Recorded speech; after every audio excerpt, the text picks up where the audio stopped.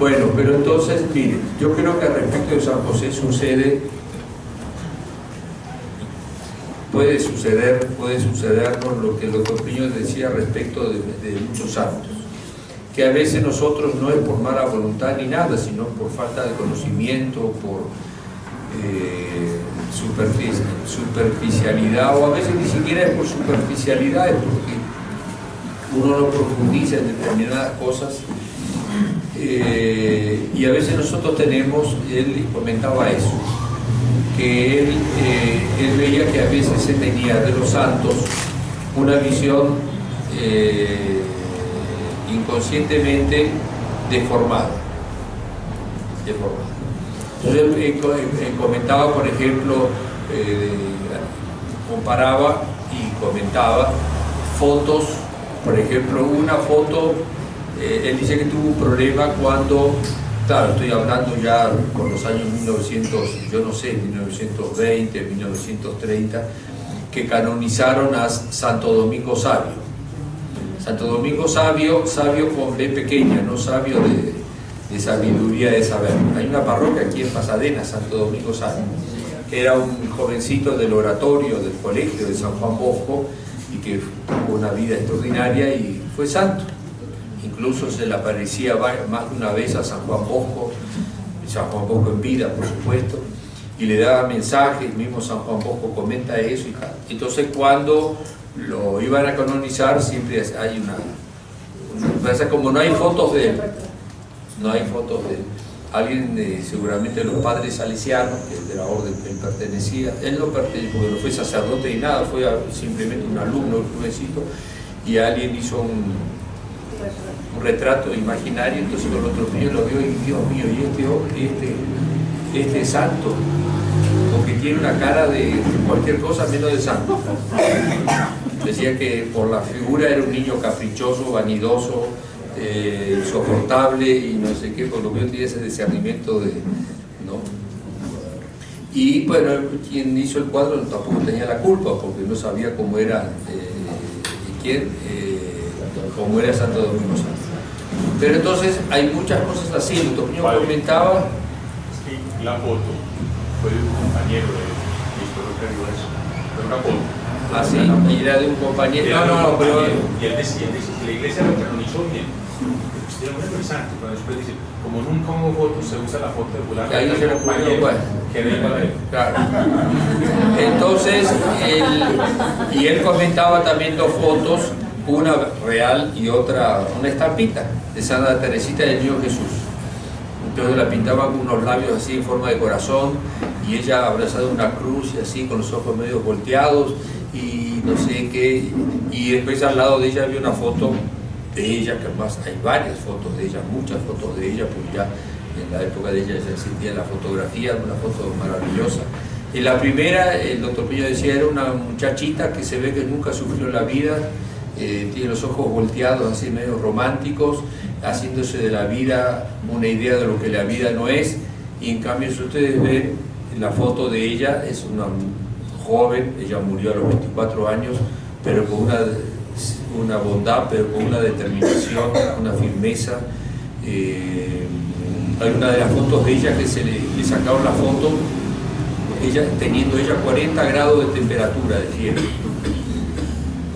y ella así manteniéndose, de una firmeza, una bondad también, pero una firmeza, una determinación de sufrir lo que Dios le mandase, porque sabía de cargar la cruz de nuestro Señor, y lo que dice una cosa, no tiene nada que ver una cosa con otra.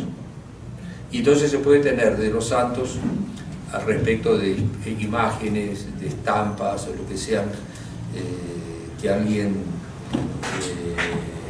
esa de Santa Teresita, ella estaba con una cruz, con unas rosas que le caían. Entonces da una idea un poco romántica de lo que el santo realmente no es.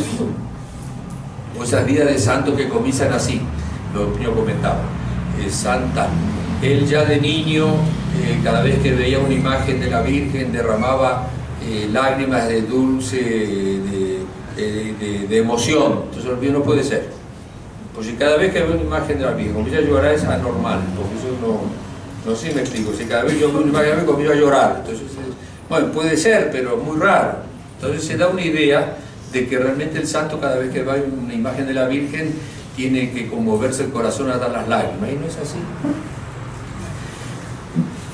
Y nosotros y otras son, por ejemplo, santos que, por ejemplo, San Ezequiel Moreno Díaz, que fue obispo de Pasto, español, santo, canonizado por la Iglesia, y es el patrono contra el cáncer de garganta. ¿Por qué? Porque él tuvo un cáncer de garganta, murió de eso, y hubo un milagro por el cual la Iglesia lo declaró santo, de una mujer aquí en Bogotá, que a la noche estaba que se moría del cáncer ya de garganta, invocó a él y al otro día apareció san y salvo. Le pidió que le trajeran un ajiaco, una cosa así, pero ya estaba bueno. Y entonces la cuestión es la siguiente, que de San Ezequiel, el patrono contra el cáncer de garganta, y no más. Pero era mucho más que eso, sí, no sé si me explico, es decir, el conocer la personalidad de él, conocer lo que realmente fue él, las luchas que él tuvo, los embates que él sufrió, que tuvo que superar. A él le tocó el inicio de la guerra de los 1000 días, y una cosa impresionante, lo calumniaron, tuvo que ir a Roma a defenderse, y después no sé qué, bueno, impresionante. Y nosotros de San José puede ser que corramos el mismo riesgo, tenemos una devoción a él, le rezamos, y sabemos que es yo estaba comentando eso los otros días aquí en Fátima, ayer, fue el día de San José, que por ejemplo él es el patrono de la buena muerte. ¿Por qué el patrono de la buena muerte? Por una razón muy sencilla: cuando él murió, murió en los brazos de Jesús y de María. ¿Qué tal? A ver, Loreta se hacía, ojalá uno pudiese, y entonces la Virgen de un lado, Jesús del otro, porque él murió antes de la pasión de nuestro Señor, y por eso que es el patrono de la buena muerte, un título extraordinario. Después, como él trabajó con sus propias manos, es el patrono del trabajo manual y del trabajo en general. Y son dos títulos, incluso puede ser que nosotros conozcamos esposo de la Virgen, listo. Pero ¿qué significa todo eso? Detrás de eso, si nosotros profundizásemos un poquitico. Pero esas dos cosas nos da una idea muy bella de San José, pero no nos da la sustancia de la persona de él y de los dones que Dios, con los cuales Dios lo adornó a él, y él correspondió de una manera extraordinaria, de tal manera que la Iglesia dice que es el hombre, el santo. Uno no puede comparar santo con santo, porque ¿quién fue más santo? No, es como, por ejemplo, acá tenemos este vaso, después tenemos otro vaso, después tenemos otro vaso, después tenemos otro vaso así, ¿sí? Todo está lleno de agua, ¿sí? ¿Cuál está más lleno? Todos están llenos, uno tiene más agua que otro, pero están todos llenos. Y la santidad es completar en sí, llenar en sí todo lo que Dios quería de él. Se llenó, es un vaso así, puede ser un vasito así. Lo importante no es que sea grande o pequeño. Dios dice, pero ¿cómo? Usted no tiene un vaso así chiquitico, pero ¿cómo no tiene la cantidad de agua de este vaso así? No, si Dios me hizo así, lo que Él exige, que este vaso que soy yo esté lleno. ¿Está claro? Entonces por eso la Iglesia prohíbe comparar santidad de un santo con otro. Pero independiente de eso, quien se escapa de esa regla es San José. Porque uno puede decir que San José fue el santo más extraordinario, santa ella, la Virgen, santo él. ¿Pero por qué? Porque si nosotros profundizamos un poquitico, digo todo eso para que nosotros comprendamos la profundidad de quién era San José, que es lo siguiente, miren, es que cuando Dios le encomienda a alguien una misión en la tierra, Dios le proporciona a esa alma, y a veces hasta el propio cuerpo, porque el alma y el cuerpo están unidos. se conforma a lo que llama la persona. Dios, cuando le encomienda a alguien una misión en esta tierra, le da los dones naturales en cuanto a su naturaleza humana, y dones sobrenaturales y carismas en proporción de la misión que Dios le encomienda a esa persona. Porque si Dios le encomienda a alguien ser el fundador de una era nueva de la historia, como pudo haber sido San Francisco de Asís, o como pudo haber sido para el occidente cristiano Carlomagno, o esos santos, San Pablo Apóstol, por ejemplo, Dios tiene que darle a él dones, carismas, inteligencia, fuerza de voluntad, espíritu sobrenatural en la proporción de lo que Dios le encomienda a él. Y si eso es así, ¿cuál es la misión que Dios le encomendó a San José? Y por nosotros, por ahí, nosotros podemos comprender la grandeza del alma de aquel que fue llamado por Dios, nada más y nada menos de ser el Padre de Jesús y el esposo de la Santísima Virgen María. Yo, bueno, pero el esposo de la Virgen, listo. ¿Sí? Eso es complicado. Porque el esposo no es simplemente para que traiga el mercado de la casa, aquí lo tiene. Tiene que estar en proporción con aquello, porque si a mí me dijesen, yo, el padre Carlos, si me dijera, ahora usted, sería una honra, pero sería un problema tremendo, usted ahora va a ser presidente de Colombia. Digo, me da mucha pena, pero yo amo mucho a Colombia, pero no tengo capacidad, yo no tengo conocimiento, no tengo aptitudes, yo no me siento en proporción para eso, no tengo condiciones. Porque uno tiene que tener una cierta proporción con aquello que le es encomendado. Y si es para hablar, dijeron ustedes, el pozo de la Santísima Virgen, el primer título de él. Él tiene que estar en proporción con la esposa. Proporción, porque la Santísima Virgen fue concebida sin pecado original.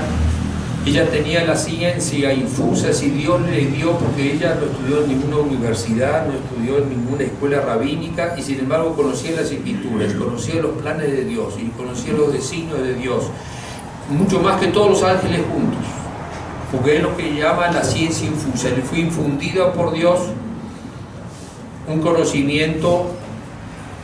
Eso le pasó a San Ignacio de Loyola un día, que él tenía que hacer una meditación, se llama la meditación del río Cordoner, que es un río que está ahí cerquita por Cataluña, por ahí es, y él comenta que un día estaba meditando, como podemos sentarnos a meditar nosotros en algún lugar, y en un momento tuvo una visión como del Espíritu Santo, y que duró unos minutos, y después de ahí él dice, en esos pocos minutos yo aprendí más que lo que aprendí en todos mis años estudiando en la Universidad de París, que después él fue a estudiar, porque si no, no lo ordenaban sacerdote. Pues la Virgen Santísima tenía los planes de Dios, lo que nosotros ya conocemos. Y él tenía que estar en proporción con eso, de tal manera que él tenía que comprender a su esposa.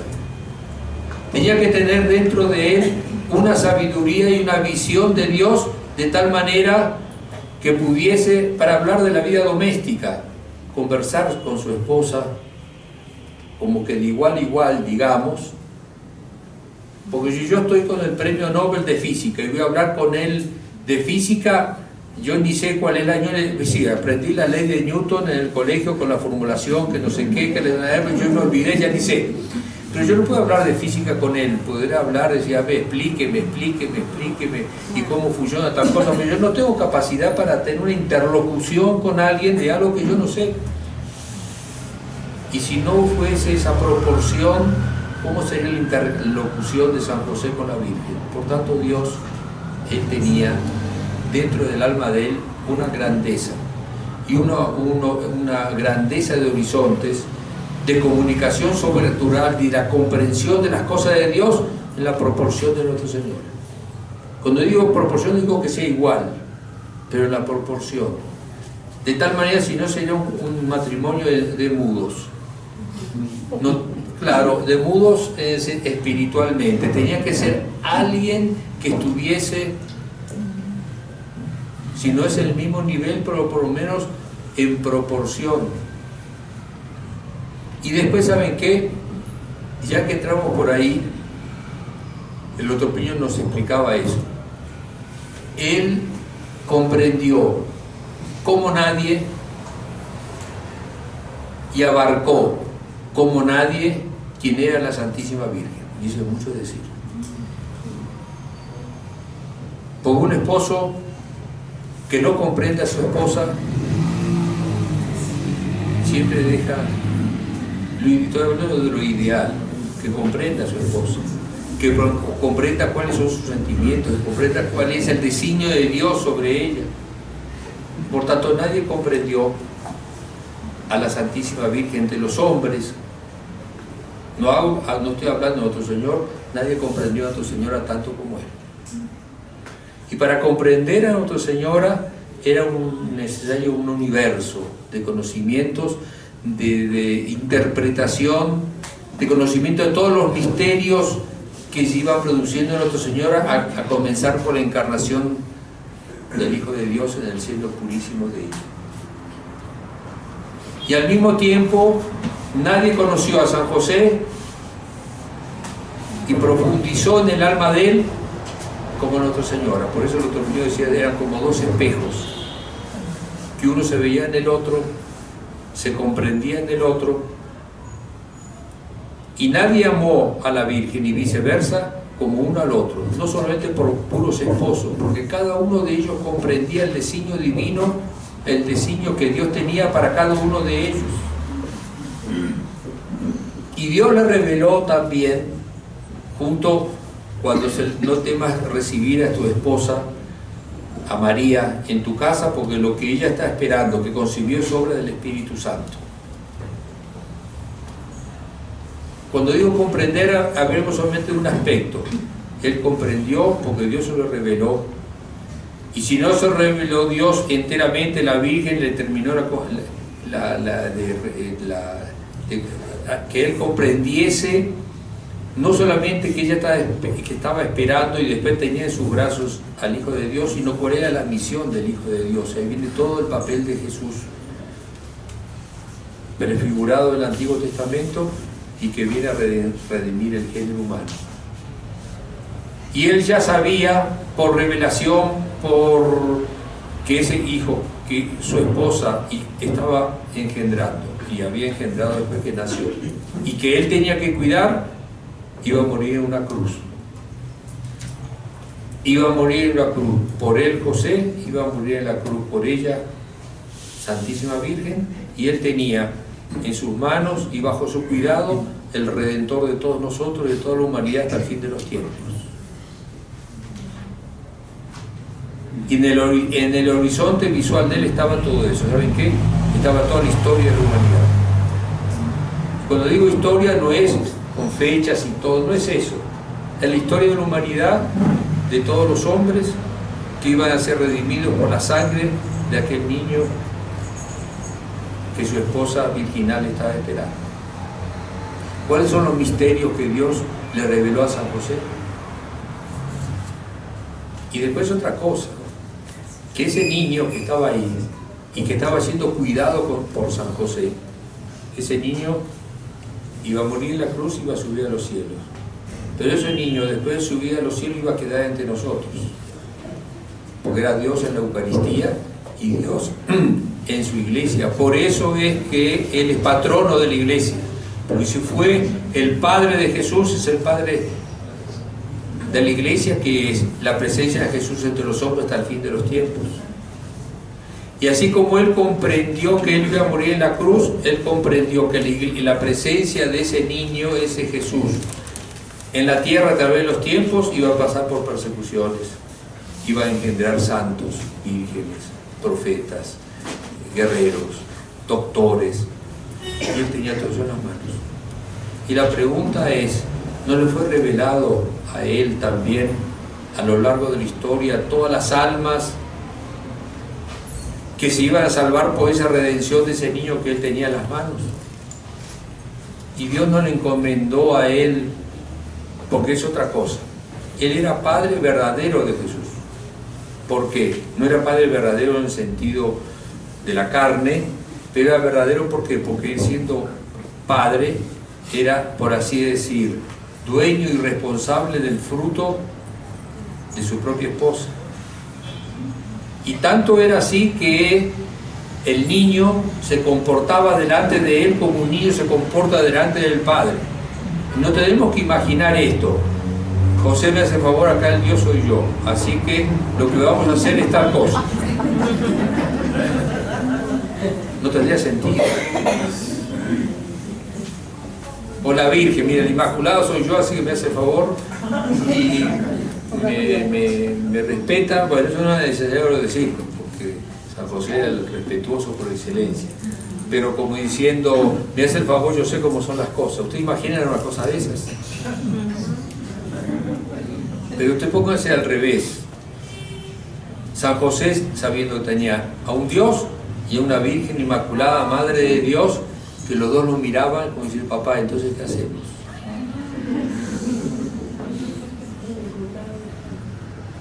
José, en esta situación tan difícil, ¿qué es lo que mandas?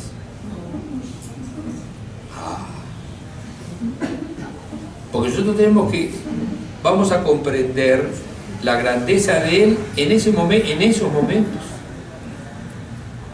Tanto así que cuando Dios le dice que tienen que salir huyendo para Egipto, de Herodes, a quien se le apareció, ¿a quién fue? No sé, porque era el jefe de familia. Por eso dice José, toma al niño y a tu esposa y vete a Egipto.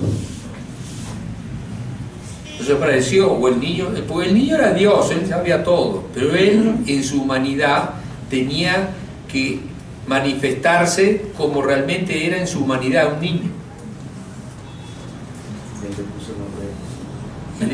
Y el que le puso el nombre de Jesús fue José, por eso ahí viene observado. Y le pondrás por nombre Jesús. ¿Quién le va a poner el nombre? José. ¿Por qué? Porque el papá. El ángel no le dice a María, dile a José que le... No, es directo. Y José tenía que tener una sabiduría para discernir en el día a día la situación. El problema era de él. Y no piensen que a cada decisión se le apareció un ángel para decirle haz tal cosa. Pues no era normal que así sucediese. Entonces se dan cuenta el grado de sabiduría que debería tener San José. El grado de fortaleza, lo que yo ponía este ejemplo. Claro, imaginario, porque yo me imagino la siguiente situación. Él era carpintero y tenía su jornal, es decir, tenía un día, lo que yo me imagino una escena de la Sagrada Familia así. San José llegaba más o menos siempre a la misma hora, como todos nosotros, ¿no? Uno llega del trabajo más o menos siempre, más o menos antes de este horario. Él comenzó a demorar, y la Virgen, lo que yo imaginaba eso, la Virgen le pregunta al niño, ¿qué pasará con José que no llega? Y el niño dice, no sé, lo que dice de una forma cándida e inocente, dice, mamá, no sé, porque es la familia de todos los días. Y no decía, como yo soy Dios, no. Y llega un momento, bien más tarde, llega José. Llega y, y entonces se presenta así. Esta vez vengo con las manos vacías. No hubo trabajo. Y él con el dolor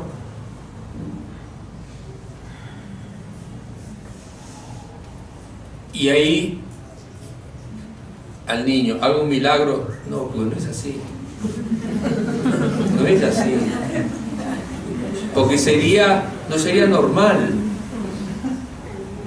¿Está claro? Y entonces viene José, teniendo, por así decir palabras de aliento, nada más ni nada menos que a la Virgen y al niño Dios. Y el niño Dios, sabiendo cómo eran todas las cosas, decía así, papá. Entonces, infundiendo en el Padre gracias y palabras de sabiduría para consolar a la familia que en ese momento estaba en esa contingencia. ¿Qué sabiduría tenía ese hombre?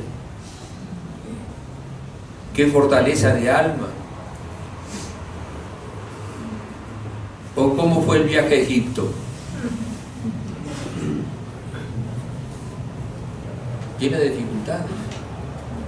Después hay revelaciones de santos que han tenido esas revelaciones, que llegaba un momento que quien tenía que decidir en el camino, no era camino lleno de señalizaciones como ahora, cosas difíciles, después tenía que ir sorteando los lugares donde eran peligrosos. Y llega un momento, hay una bifurcación de caminos. ¿Para dónde cojo?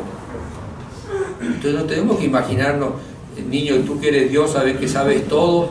No, y el niño mirando y la Virgen, pues ¿por dónde va a coger papá? Él tiene que tener la fortaleza, la sabiduría y la fortaleza, y no solamente para decidir, para enfrentar, y no todo se le revelaba, porque él, después de haber cogido este camino, pues será que cogimos el camino que era. Y después él tenía que estar dispuesto a defender a su esposa y al hijo de cualquier agresión física. Por tanto, era un hombre fuerte. No podemos imaginar que a la primera dificultad, no estaba a la altura de él, de un padre de familia, y medio de un padre de familia que tenía que custodiar semejante riqueza. Y después, ¿por qué San José? Después otra cosa, lo que yo comentaba eso también. Si eso era con la Santísima Virgen, ¿cuál era la comprensión que él tenía de quién era el niño Dios? Y que la misión que ese niño Dios, ya hecho hombre, tenía que cumplir, porque él sabía y conocía las Escrituras. Y él conocía a Isaías.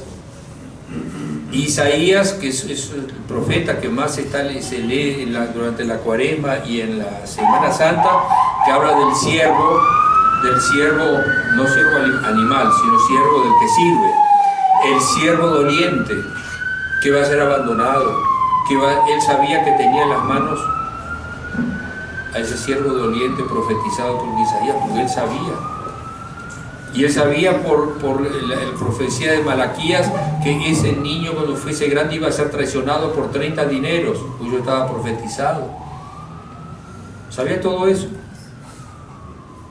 Y cada vez que tenía que atender a ese niño o a ese joven, es más difícil a veces atender a un joven que a un niño. Sabía todo eso. Por tanto, nadie comprendió, amó, comprendió y amó los planes de Dios, los designios de Dios, que San José. ¿Por qué?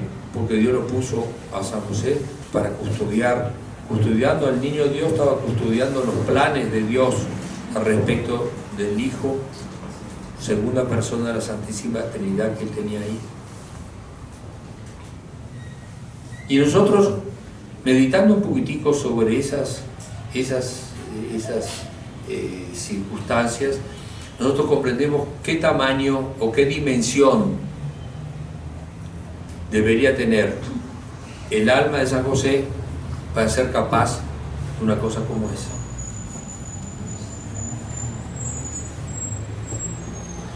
Por tanto, después otra cosa. ¿Por qué que San José, no sé si ustedes llegamos a pensar en eso, por qué San José murió antes de la pasión de nuestro Señor? Si no hubiera permitido. No hubiese permitido.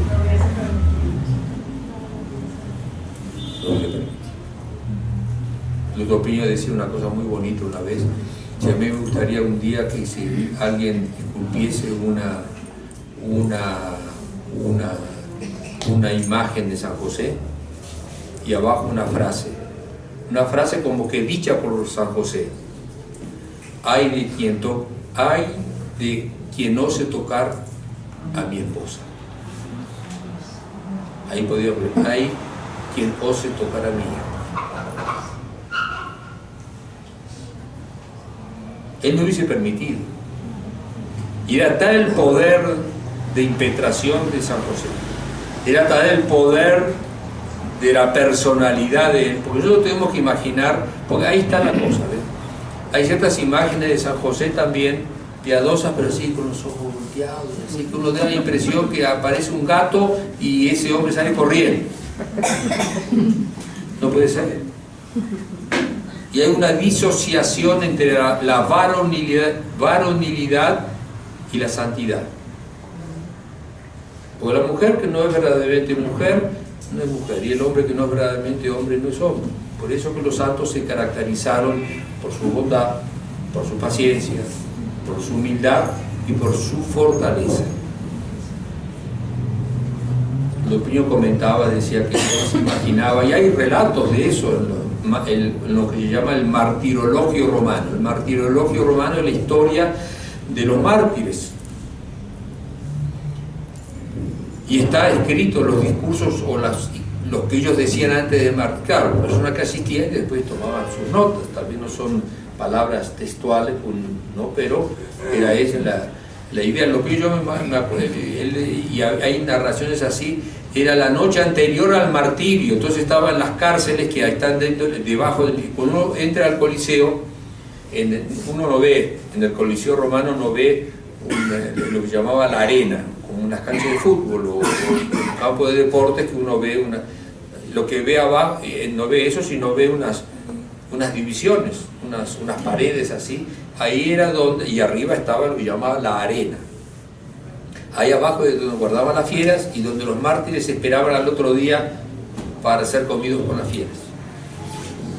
Y él decía: yo imaginaba a los mártires pasando la última noche de su vida y escuchando la fiera. Y a veces eran jovencitas. Hace poco se celebró la fiesta Santa Perpetua y Santa Felicidad, que eran dos. Una era una noble romana y la otra alguien que la servía a ella. Y las dos tuvieron una muerte extraordinaria. Y uno de esos que le lanzaron un toro, el toro embestió así, ya cayó herida, y claro, el vestido de ella quedó un poco desarreglado. Y el primer gesto de ella fue cubrirse. Le interesó más el pudor que las heridas que estaba recibiendo, que es extraordinario. Y había mucha gente que viendo eso se convertía. Bueno, y él decía: entonces imagine cuál es la última noche de una víctima que estaba. Y ahí debería haber de dos tipos. Uno que estaban tomados por una gracia de Dios: hoy mañana voy a dar mi vida por Jesús, voy a dar testimonios, mártires, testigos, voy a dar testimoniar mi vida. Y otros que estaban temblando de miedo. Pues así. Pero el que estaba: quiero salir ya, el otro pero los dos firmes. Yo estoy temblando de miedo, pero voy a dar mi vida por Cristo, a pesar del miedo. ¿Está claro? Eso es la virtud de la fortaleza. Y después más, a veces ellos llegaban, y antes de eso llegaban al palco donde estaba el emperador y lo increpaban. Hoy tú estas piedras derramarán la sangre de los testigos de Cristo, te conjuro por el Dios vivo que tú también serás castigado, no sé cuándo, no sé cuánto, y 4 o 5 días después el emperador moría. Pero lo enfrentaba. Y todas las plateas gritando, y a veces hacían silencio y la admiración, era una pobre joven enfrentando a todas esas hienas que eran peores las que estaban en las gradas que las que estaban ahí en la arena. Ahora, para eso se necesita mucha fuerza, se necesita mucha valentía. Ahora, eso, ¿saben qué? la valentía de esos santos y esas santas. Ahí estamos comparando santo con santo, que lo que yo estoy diciendo lo contrario de lo que dije al principio, que no se podía comparar. Bueno, pero en fin. La fortaleza de San José tenía que ser de ese tamaño más. Por eso que él no podía estar presente en la pasión de nuestro Señor. Porque nuestro Señor era la madre, la mujer, comprendía los designios divinos, y él y la Virgen se acercó a Jesús durante la vía sacra, que una de las vías crucis es el encuentro de Jesús con su madre. San José no podía estar así, mi hijo. Podía. Tenía que intervenir, o sea, hacer lo que hizo nuestro Señor con los mercaderes del templo, coger un látigo y comenzar, y quién se le atrevía. Pero ¿por qué entonces no estuvo? Porque estaba dentro de los designios de Dios, que nuestro Señor tenía que cargar la cruz y ser crucificado. Esa cosa no hubiese permitido. Entonces nosotros, si vemos esos aspectos de San José, fortaleza, sabiduría, comprensión de Dios, comprensión de la Santísima Virgen, determinación. El doctor Piñón comentaba esto, una cosa muy bonita, decir, él fue el mayor rey que gobernó el mayor reino de toda la tierra. ¿Por qué? Porque el mayor reino que hubo en la tierra no fue el de Carlomagno y otro, fue la casa de Nazaret. Porque a nadie se le dio la potestad de gobernar. A un hombre Dios y a la madre de ese hombre Dios, por todo lo que estamos diciendo. Entonces, ¿por qué estoy contando todo esto? Estoy contando todo esto porque nosotros tenemos, por eso comencé con el patrono de la buena muerte y el patrono del trabajo. ¿No tenemos que pedir a San José la buena muerte? Sí. ¿Tenemos que pedir a San José que nos dé un trabajo cuando nos está haciendo falta? Sí. ¿Podemos pedir a San José que nos mejore el trabajito que tenemos?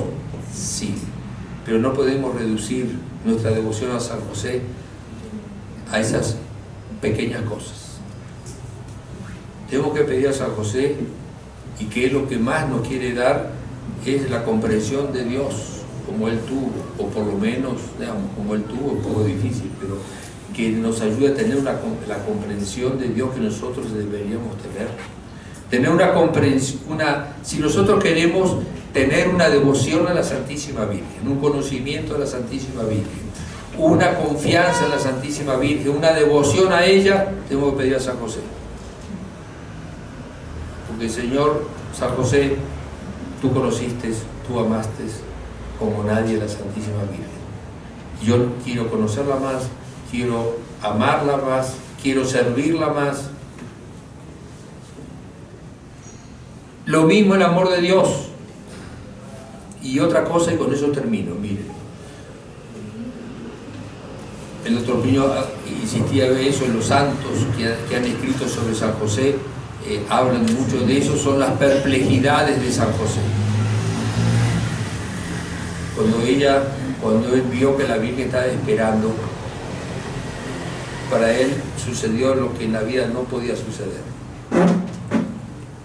Esa contradicción entre la santidad de esa mujer que él veía que no podía poner en duda, y no podía poner en duda lo que él estaba viendo, que estaba esperando. Y la Virgen, sabiendo de la perplejidad de él, todo lo que he tratado de San José no es la duda, porque eso no se pasaba por la cabeza, era la perplejidad, no entiendo. Y la Virgen, viendo como lo conocía, no ve que una esposa llega el esposo o viceversa, pero más la esposa. Llega el esposo con algún problema en la cabeza y trata de disimular, y la mujer digo, ¿qué te pasa? ¿Sí o no? La mujer es la que más se da cuenta. El esposo a veces ni se da cuenta. Bueno, pero la mujer tanto llorar se puso unas gafas negras y el esposo ni se dio cuenta. Bueno, pero la esposa sí se da cuenta. No, el esposo también se da cuenta muchas veces, pero la mujer es más percibe, más delicada en su percepción, ¿no? Y la Virgen sabía, porque ella puede haber preguntado, tú concebirás a un hijo por obra del Espíritu Santo. Ella puede haber preguntado a San José, no preguntó nada. O tal vez preguntó, en el Evangelio no consta. Y ella viene a la perplejidad de San José y esa lucha interior de él, y ella rezando, pidiendo a Dios, tal vez pidiendo, y Dios comunicándole, todavía no es el momento, porque Dios estaba purificando aún más a San José. Hasta que dice, pues no entiendo, tengo que dejar a esta mujer, que yo veo que sobre la cual hay unos diseños divinos impresionantes, extraordinarios, que yo no soy digno de estar delante de ese misterio, yo mejor me largo. Sí, pero si yo me largo, ella queda sola.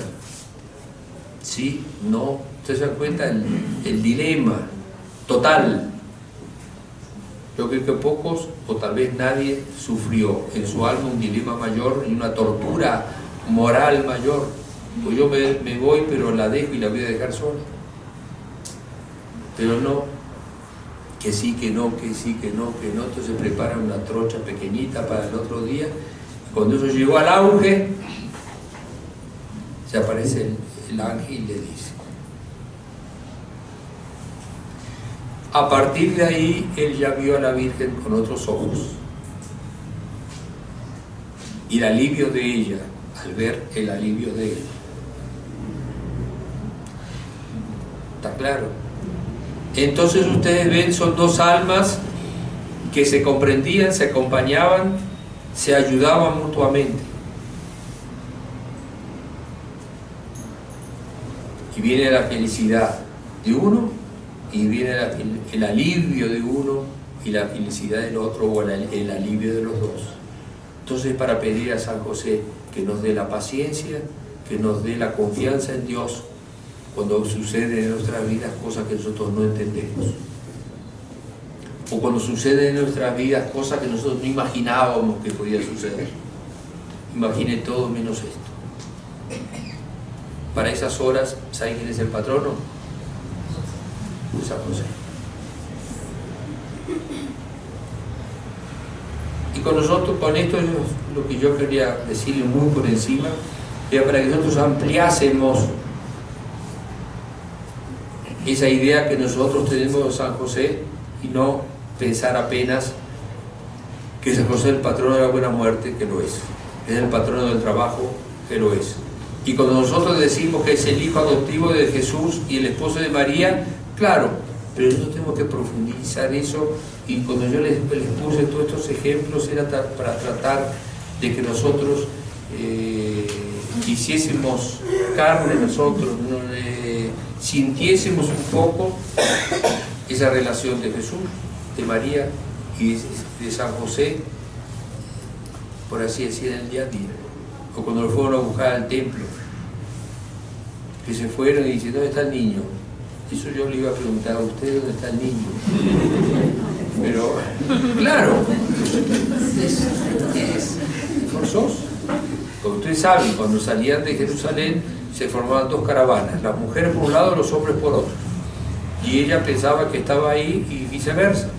Dice, pero la Santísima Virgen no sabía, Dios le ocultó eso para probarlo. Y se vuelven. Y el que estaría comandando la búsqueda era San José.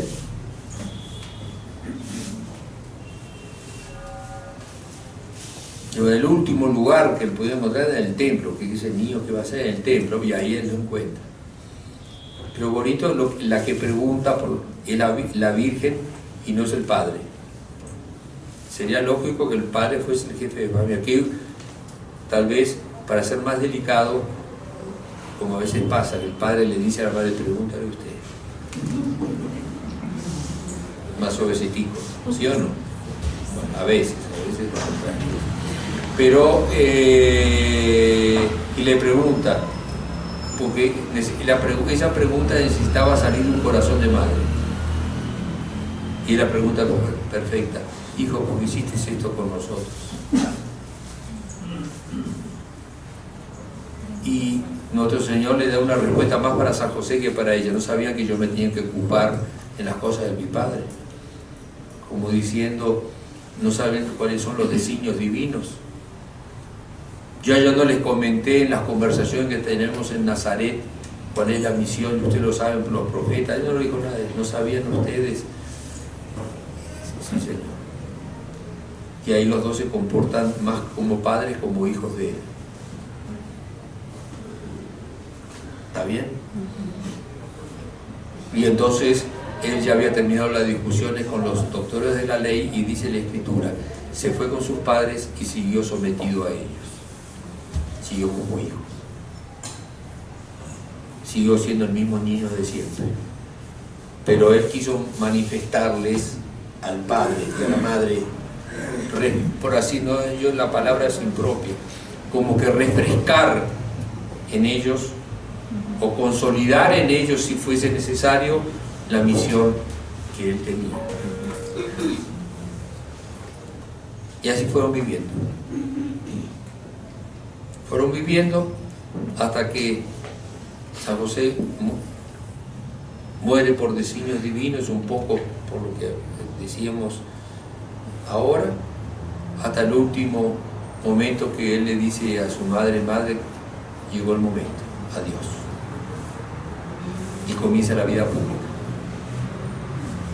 Y Nuestra Señora ve a su hijo que se aleja y por primera vez en la casa de Nazaret queda sola.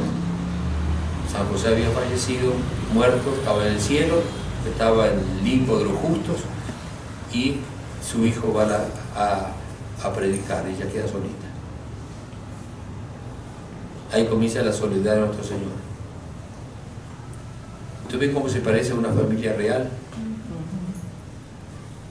Y uno y otra viviendo perfectamente las distintas circunstancias de la vida, de la alegría, del dolor, de la perplejidad, de la incógnita que no sé resolver, de la soledad, del dolor, de la ingratitud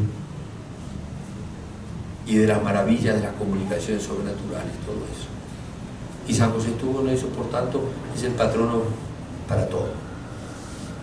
No es el único patrono, claro, tenemos la Santísima Virgen, pero ya que estamos hablando de San José, pues bueno, el énfasis tenemos que hacerlo en él.